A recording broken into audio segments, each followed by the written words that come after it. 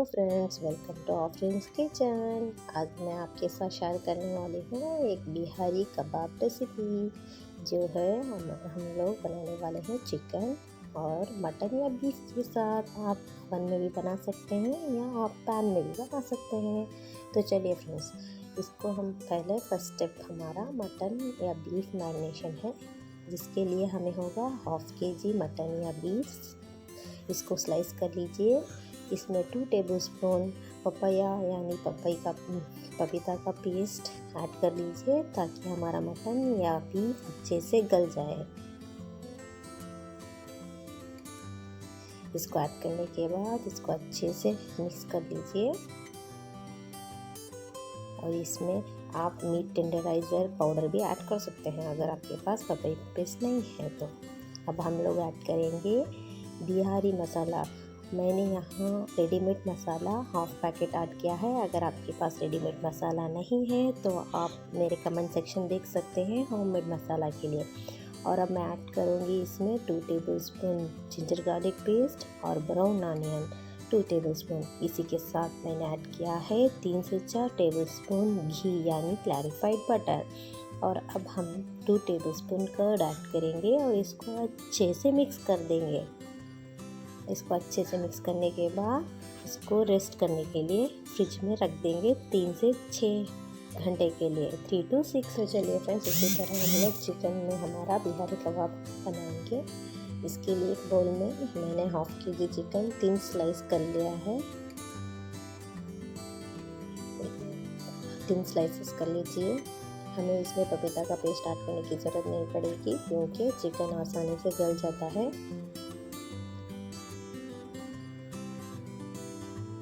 तो फ्रेंड्स, आप इसको 3 स्लाइसेस में कट कर लीजिए। और 1/2 kg चिकन में 1/2 पैकेट बिहारी मसाला ऐड कर रही हूँ। मैं यहाँ पर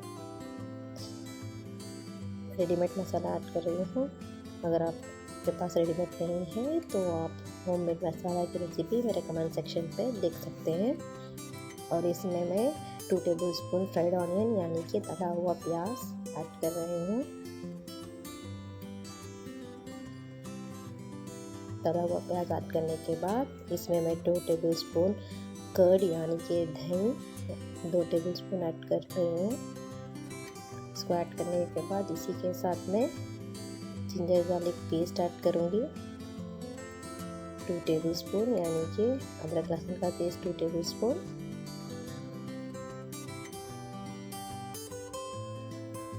जिंजर गार्लिक पेस्ट ऐड करने के बाद इसमें हम ऐड करेंगे हमारा घी, यानी 3 to 4 टेबलस्पून घी ऐड करेंगे, यानी कि क्लैरिफाइड बटर।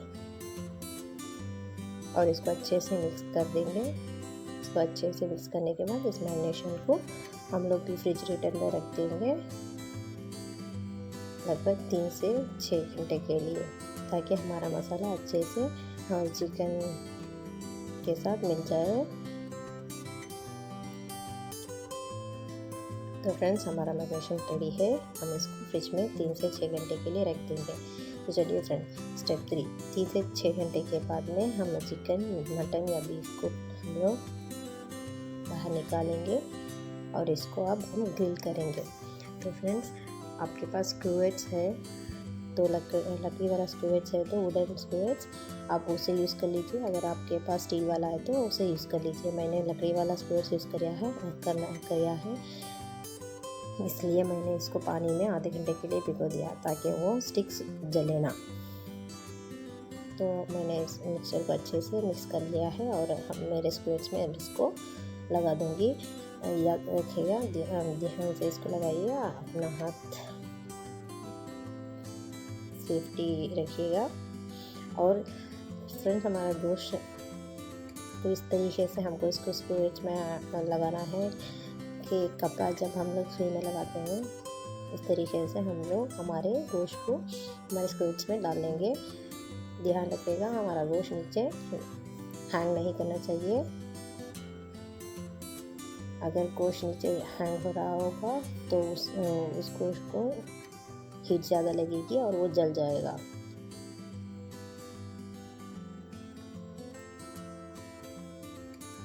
आप देख सकते हैं मैं किस तरीके से स्क्वेयर्स में अपना चिकन और मटन ऐड कर रही हूँ।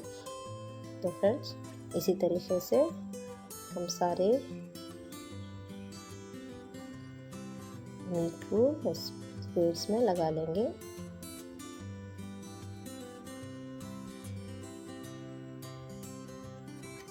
तो ये हमारा चिकन वाला बिहारी कबाब रेडी है ग्रिल होने के लिए।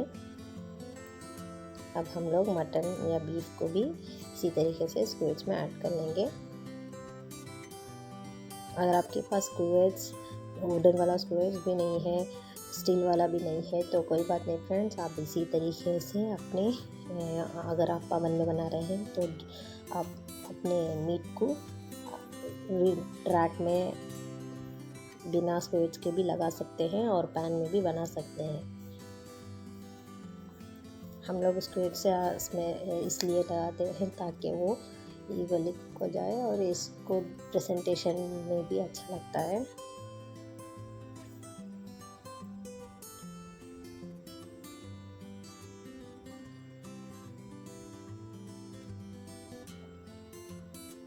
तो फ्रेंड्स आप देख सकते हैं मैंने बीफ या मटन को भी अपने स्क्वेयर्स में इस तरह लगाया हुआ है कि वो नीचे से हैंग ना कर रहा है। तो हमारा बिहारी कबाब रेडी है ग्रिल होने के लिए। तो फ्रेंड्स आप ये अपने ओवन ट्रे को रेडी कर लीजिए, ग्रिल रैक अरेंज कर लीजिए। मैंने यहाँ पर अपना ओवन प्री हीट कर लिया है 10 मिनट के लिए 200 डिग्री सेल्सियस में। और अब मैं इसको अपने ग्रिल रैक पर प्लेस करूँगी।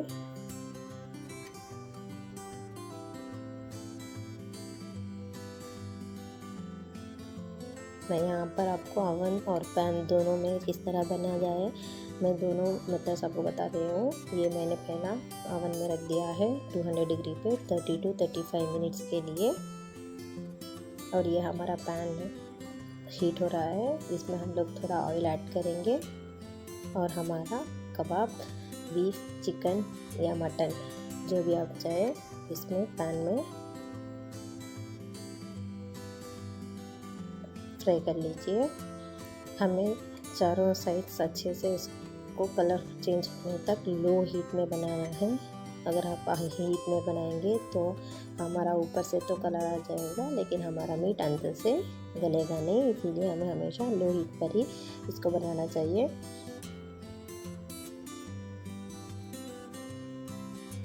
हम लोग साइज चेंज करते रहेंगे।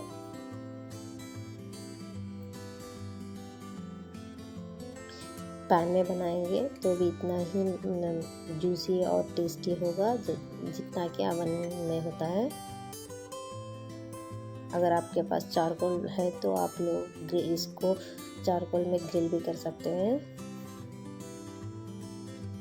बारबेक्यू भी कर सकते हैं। तो फ्रेंड्स जब चारों साइड्स अच्छे से कलर आ जाए तो हम लोग इसका लिड बंद कर देंगे 10 मिनट के लिए ताकि ये अच्छे से अंदर भी गल जाए।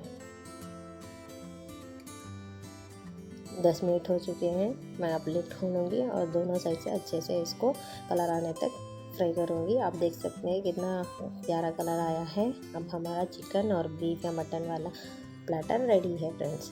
तो इसको सर्व करिए सैलेड, परोठा या किसी भी नान के साथ। और साइड चटनी, ग्रीन चटनी या कर्ड चटनी भी आप इसके साथ सर्व कर सकते हैं। तो फ्रेंड्स एंजॉय करिए।